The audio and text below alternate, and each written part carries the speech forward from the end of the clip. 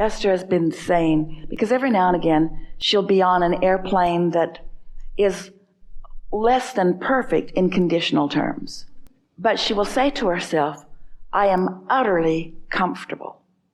In other words, she focuses upon how good she feels right here, right now. As if to say to the universe, I no longer need you to yield idyllic conditions. I can have a good experience no matter what. The more general you are, the more you allow it. But once you've practiced being general enough that you've really got yourself in a place of allowing, then the more conscious you are, the more fun it is. The more you realize that you are creating your own reality. It's not so different than saying, how conscious should I be in the sculpting of the clay? We say, well, you could just take a big clump and throw it down, be all right. But it's ever so much more satisfying to mold it in the image of your intention. But let's take it further.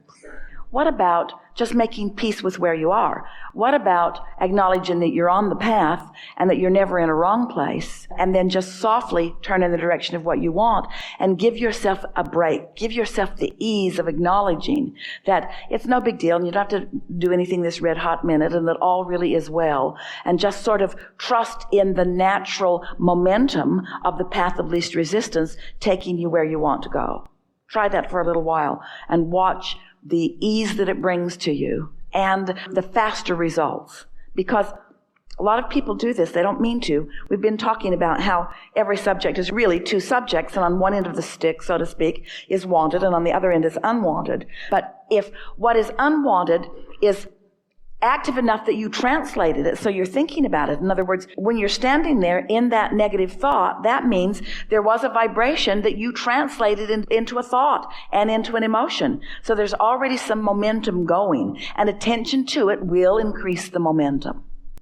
So it's more a letting go of it. It's more a reaching for the feeling rather than trying to change the thought to produce the feeling. Do you see what we're saying? This is the point that we're making. Alignment is alignment is alignment. And if some subjects get you there faster than others, then take the path of least resistance to get you there. Because when you're there, all subjects then are accommodated. That was big. Because the path of least resistance that you're upon, where does that path lead? Where does the path of least resistance lead? What's the goal of reaching for the path of least resistance right now? Where is it leading? To alignment. Not to weight loss, not to improve this, not to improve that, not to adjustments in physical conditions. It's leading to alignment, which then puts you in the place of receiving the impulses that cause the other to fill in. Say that several times in every day if you want to really do yourself a big favor.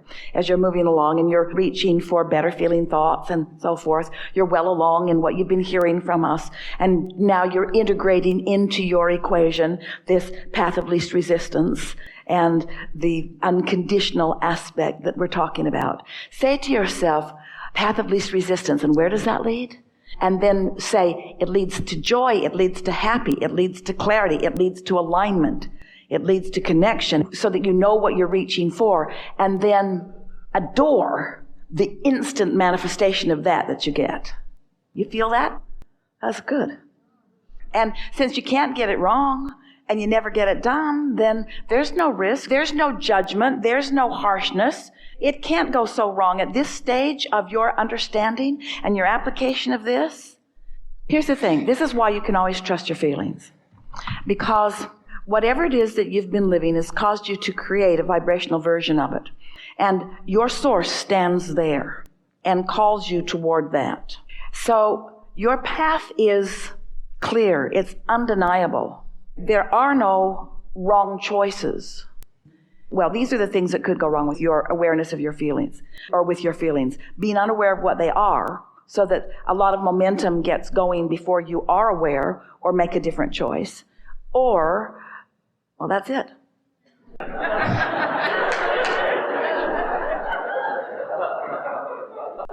And we think what this conversation is really about is recognizing that this path of least resistance isn't about a behavior that you should always follow. It's about being loose and receptive in the moment and following the impulse. In other words, Esther's thinking about this a lot these days because through her life experience and through her time with Jerry and through their building of life together and through the building of their businesses together, there were principles that he lived by that he taught to Esther, sort of business equations that he repeated to her often, ways to behave in situations and conditions to hold in certain ways.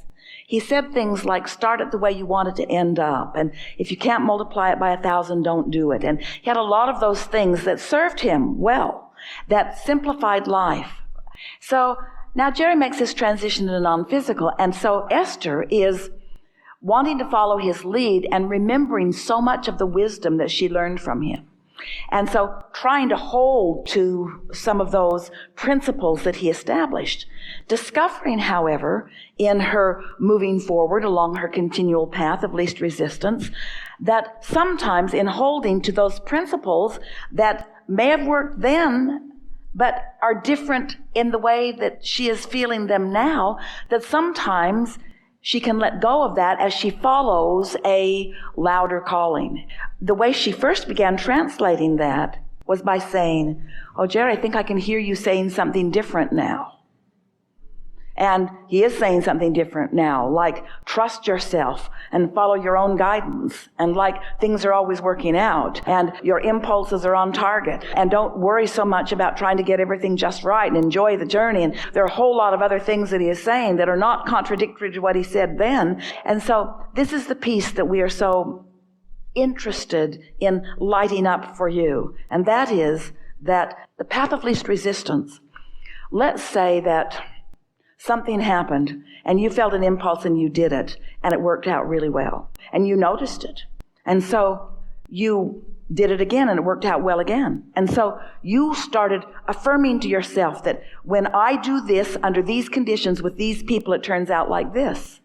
Well, that's really nice, but it doesn't allow for the expansion in your desire, and it doesn't allow for the momentum along your way, and it doesn't allow for who you have become. You're confining yourself to what was and not allowing yourself to go to what will be or what really is.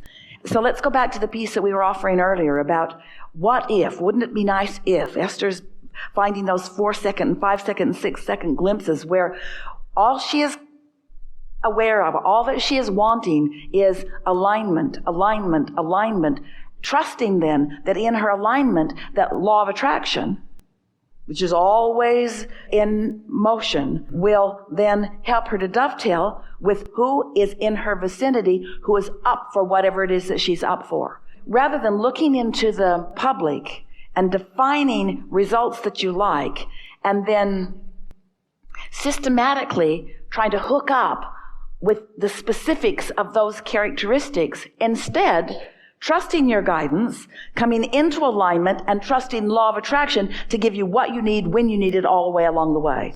So much more freedom, so much more power, so much more timing, so much more deliberateness, so much more refreshing, so much faster, so much more energy moving. Rather than saying, trust my feelings, because that's sort of loaded for you, let's say it in a different way.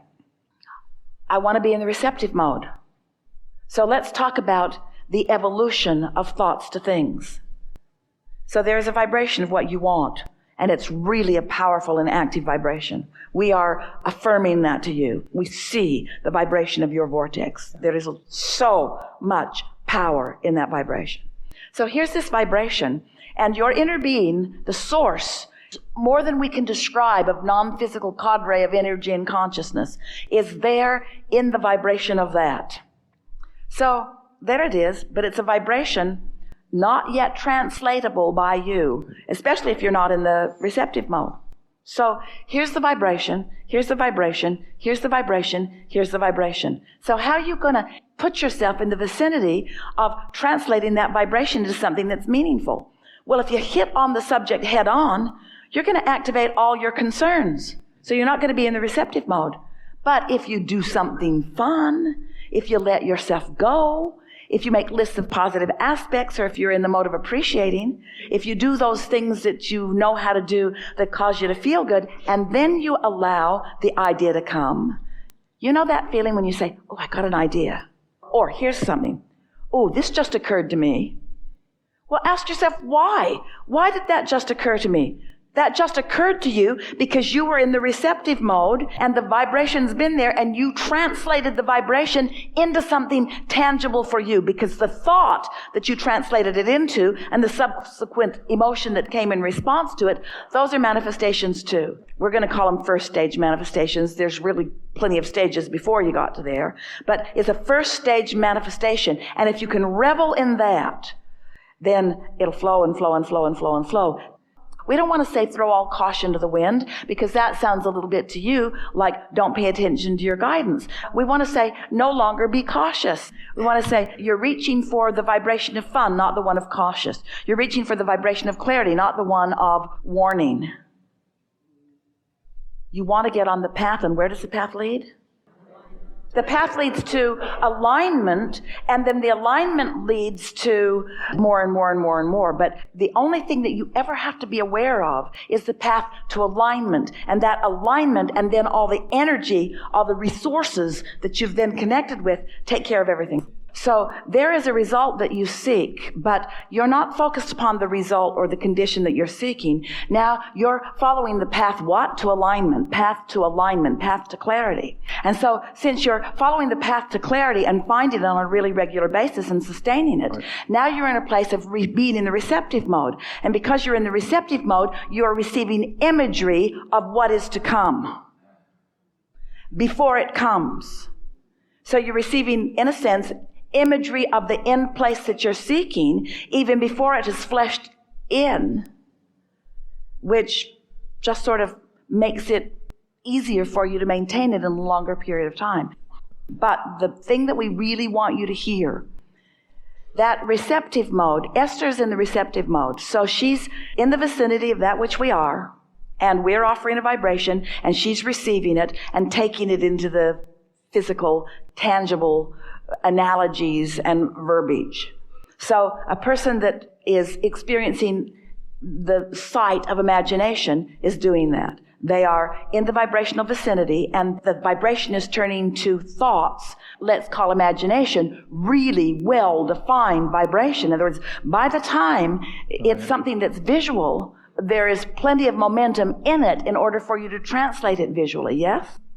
You want to get in the receptive mode, period. You don't want to control or conjure what you receive, because what you want is already well defined in your vortex. So if you're in the receptive mode, period, not messing up the receptive mode by trying to conjure or control it, then the ideas flow and the ideas are on target, and that's following the path of least resistance. And that's the way you wish to live all of the days of your life. That's what you all came for. You came knowing that you couldn't get it wrong, and that the variety would inspire you, and that there would be a predecessor to all manifestation that would be vibrational in nature. And you knew that source and all that source means would be there tending it and holding the vibration of it, and that you knew that law of attraction would summon to it, and you wanted to be one of the cooperative components that was summoned. And then you got the biggest piece of all. You wanted to feel good. You cared about feeling good, and you found reasons to feel good. You set aside the conditions that you formerly thought you needed in order to feel good, and you just felt good for the sake of feeling good, felt good for the sake of feeling good. And you discovered and nailed and practiced and honed and came to know the receptive mode until you began to receive anytime you wanted. So then life starts to feel like, oh, I think I would like that. And then ideas begin to flow about it. And you always know which is the path of least resistance. So you're always moving in sync with others, you see. And when it gets off a little, you say, oh, what's going on? And every single time you feel like something's gone wrong, what's gone wrong is you've focused upon a condition and you've gone back to your old ways of trying to control the condition rather than doing the only thing that you are wanting to do, which is to get in and tend to your receiving mode.